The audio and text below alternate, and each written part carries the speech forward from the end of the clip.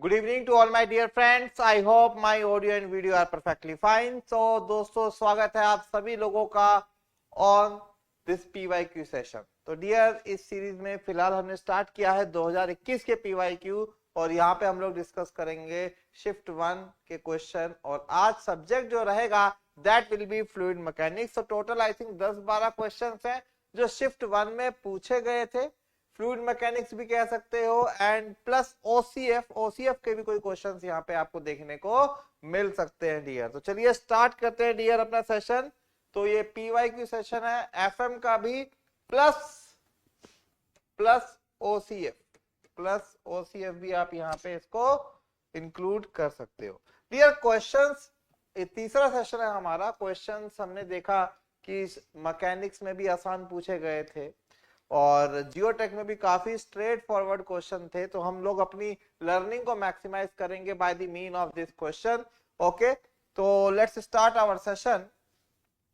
First question is determine the factor when the hydrostatic force on one of the vertical side of the beaker decreases when the height of the liquid column is going to reduce by 1/4.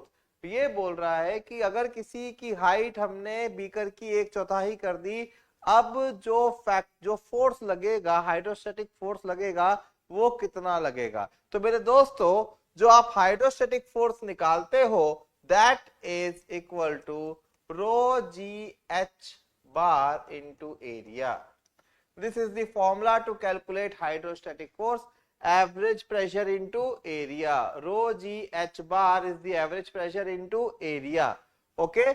अगर आपके beaker की height h से h बार हो गई है, अगर आपके beaker की हाइट h से कितनी हो गई है, h 1/4 हो गई है. So what we can do here dear. So rho g h को आपने 1/4 का फैक्टर लगा दिया और एरिया के अंदर भी आपका b इंटू एच आता है. तो यहाँ वाला एच भी डियर आपका 1/4 हो गया. सो 1/4 इंटू 1/4 1/16. सो टोटल जो आपका रिवाइज्ड फोर्स है, जो आपका न्यू फोर्स है, जो आपका रिवाइज्ड फोर्स है, वो पुराने वाले फोर्स से 116 टाइम्स हो जाएगा. So option A is going to be the correct option here. Okay, चलिए क्वेश्चन नंबर 2 पे चलते हैं dear. When the pipes are in series network, the water level should transfer from. अगर मेरे पास कोई पाइप है जो कि सीरीज नेटवर्क में है तो वाटर लेवल कहां से कहां जाएगा, मतलब फ्लो कहां से कहां होगा. डियर सीरीज तो दे रखा है but I do not know whether this pipe is in same level और नॉट.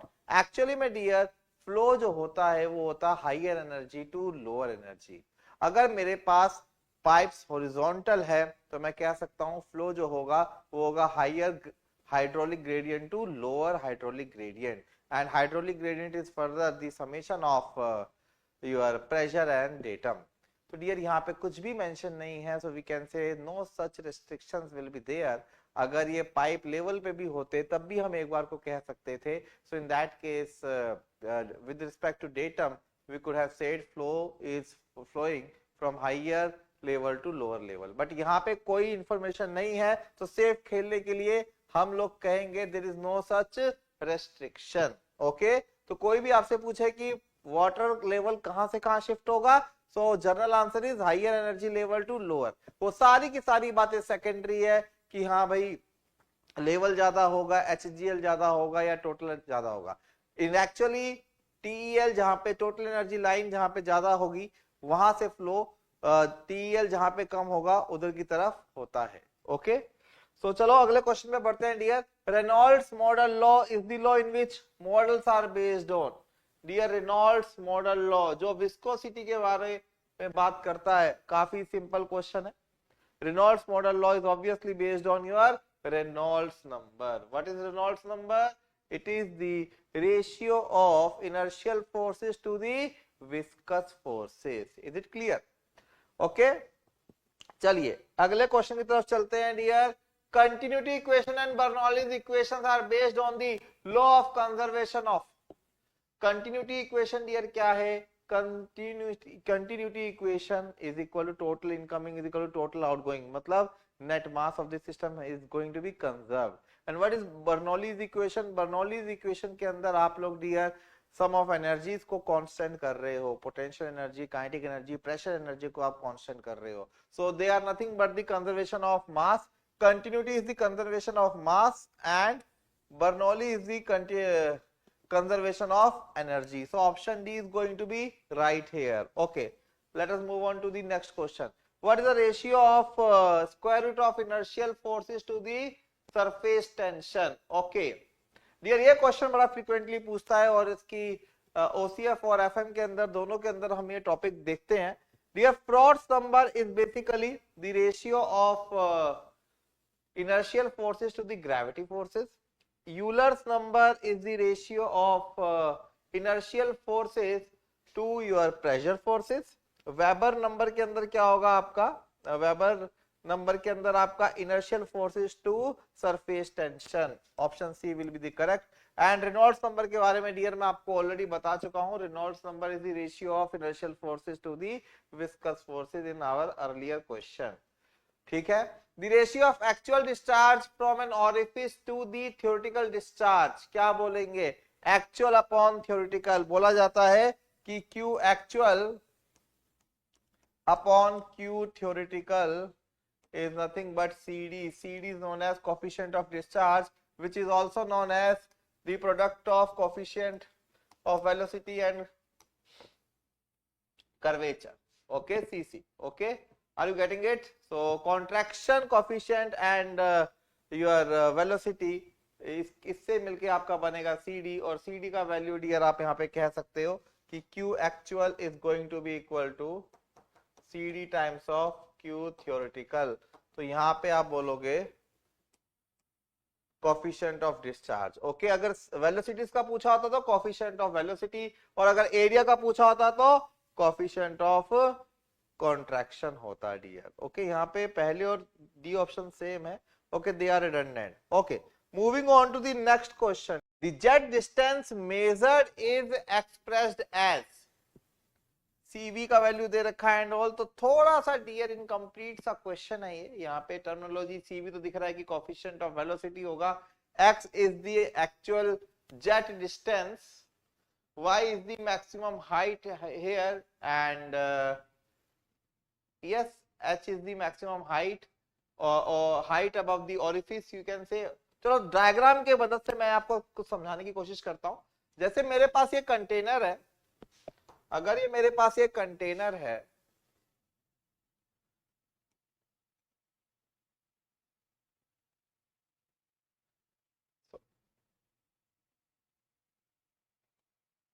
यहाँ पे देखिएगा, ये कंटेनर है, ये ओरिफिस है मेरे पास, ये मेरे पास एक ओरिफिस है. यहाँ पे लिक्विड का लेवल मैंने यहाँ पे बनाया, थोड़ा ध्यान दीजिएगा.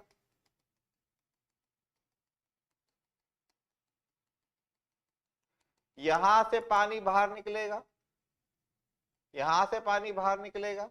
इस हाइट को मैं बोल सकता हूं डियर एच, इस हाइट को मैं बोल सकता हूं डियर एच, एंड इस हाइट को मैं बोल सकता हूं डियर वाई. इसको आप प्रोजेक्टाइल मोशन से भी लिंक कर सकते हो डियर. ये वेलोसिटी है and it is the total distance x जो आपसे पूछ रहा है वो.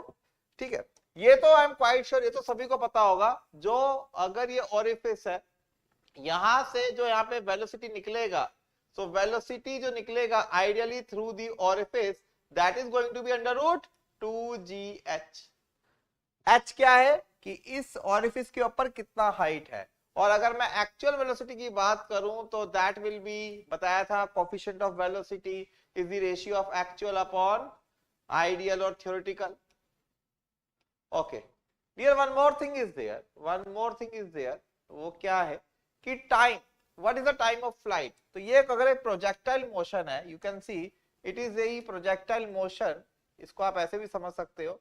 तो depending upon the maximum height of flight we can find the time period. Okay, so time period का जो फॉर्मुलेशन होगा, that will be equal to, time period will be equal to under root of 2y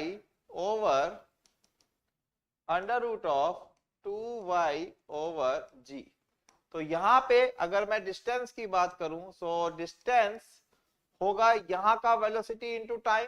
तो distance is nothing but the velocity actual into time, तो ये कितना आएगा, ये आएगा cv times of under root 2gh multiplied by under root 2y by g, so g से g will be cancelled, तो मैं यहाँ पे बोल सकता हूं कि जो मेरा x है that will be 2 to 2 cv under root H Y, और cv की वैल्यू की अगर मैं बात करूं तो हो जाएगा x by 2 under root H Y, x by 2 under root H Y, so we can match x by 2 under root H Y, yes, हाँ रूट 4 में ले लिया, option D will be correct here, option D will be correct here. तो बिना diagram से आपसे questions पूछे हुए थे, I hope all the terminologies will be clear now, और जो भी ये मैंने टाइम का फॉर्मूला या डिस्टेंस का फॉर्मूला लिखा है ये प्रोजेक्टाइल मोशन में हम लोग करते हैं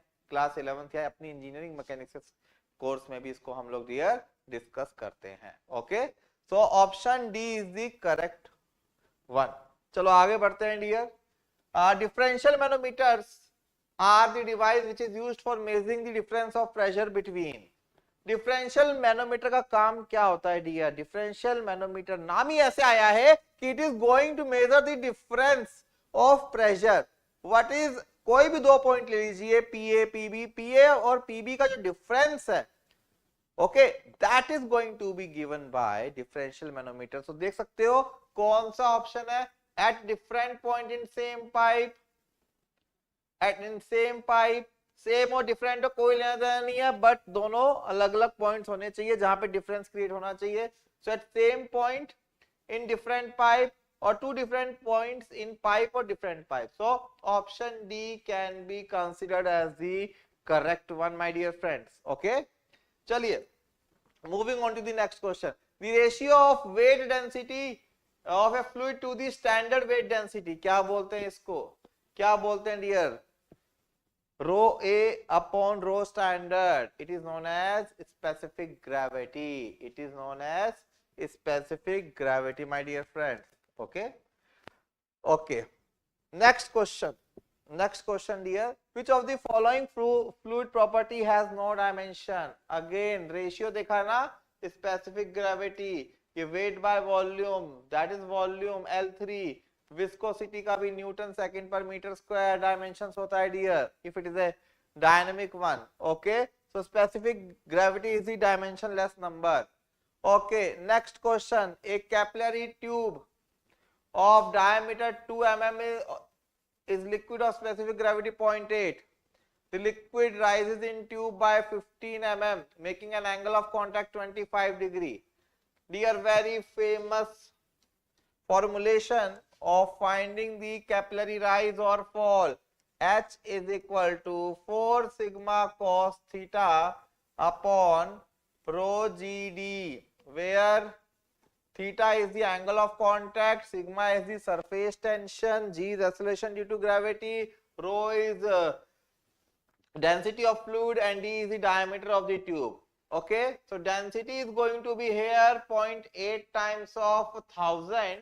Okay, तो यहाँ पे अगर आप सरफेस टेंशन निकालते हो, so surface tension sigma will be equal to rho GDH over 4 cos theta and theta is 25 degree here। तो अगर ये आप सारी वैल्यू को सब्स्टिट्यूट करोगे, I think you should get option B here. Okay, rho का वैल्यू 800, जी का value 9.81, okay, diameter आपको दे रखा है 2 mm, 2 × 10⁻³ ठीक है, और क्या बचा आपका यहाँ पे, I think all these things are given, ये h की वैल्यू दे रखी है आपको 15 mm and theta का value is also given to you। चलो बढ़ते हैं आगे। A beaker contains water up to a height of h/3, find the location of CP center of pressure। डियर, एक बीकर में पानी भरा हुआ है, कहां तक, h/3। मान लो ये बीकर की हाइट ही h/3 है यार, मान लो ये बीकर की हाइट है। अब इसमें भी एक चीज गड़बड़ है, बता ही नहीं रखा कि कहां से सेंटर ऑफ प्रेशर पूछ रहा है, वो टॉप से कि बॉटम से, टॉप से या बॉटम से।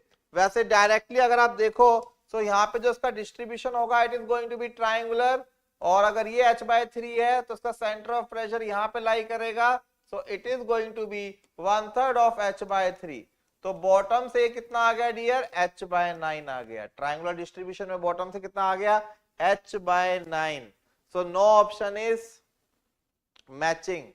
तो टॉप से देख लेते हैं डियर, अगर यहां से h/9 है तो यहां से टॉप से कितना होगा, h/3 माइनस h/9।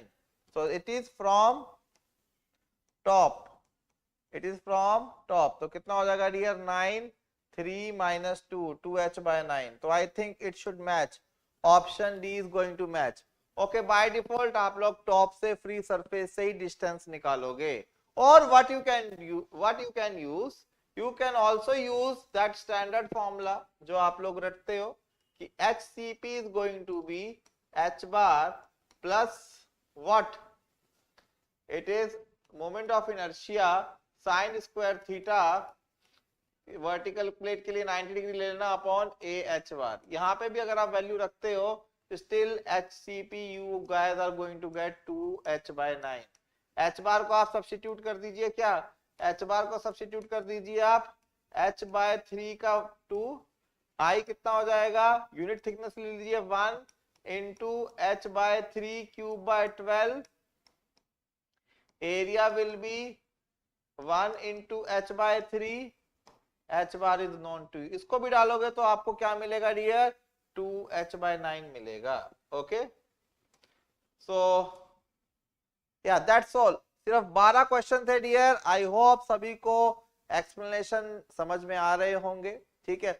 अगर तब भी आपको लगता है कि नहीं सर किसी पर्टिकुलर क्वेश्चन में आपको और अंडरस्टैंडिंग चाहिए या और डेप्थ रिक्वायर्ड है, then you can always tell me, है ना। जिन जिन क्वेश्चंस के डायग्राम मिसिंग होते हैं, कॉन्सेप्ट्स इनकम्प्लीट होते हैं, तो मैं कोशिश करता हूं उनको डियर यहाँ पे कंप्लीटली आपको समझाने की, ठीक है डियर। तो चलिए आज के सेशन में इतना ही। बाकी कल से हम अपना बैच स्टार्ट कर रहे हैं, dedicated JK SSB batch JE civil के लिए, जिसका प्राइस हमने काफी ज्यादा इकोनॉमिकल रखा हुआ है आप लोगों को ध्यान में रखते हुए, ठीक है। फैकल्टी पूल हमारा वास्ट है, जेके में हम लोग सबसे पुराने हैं।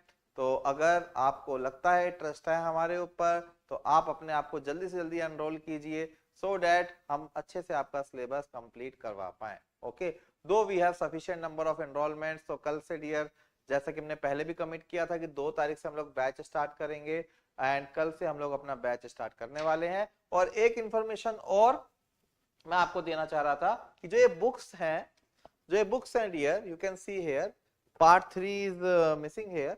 पार्ट 3 जो पार्ट 1, पार्ट 2, पार्ट 3, ये तीनों की तीनों बुक्स की जो पीडीएफ है वो हम आपकी ऐप पे कल लाइव कर देंगे, ठीक है। तो जो भी बच्चे एनरोल्ड हैं वो लोग उन पीडीएफ से कॉन्सेप्ट पढ़ सकते हैं।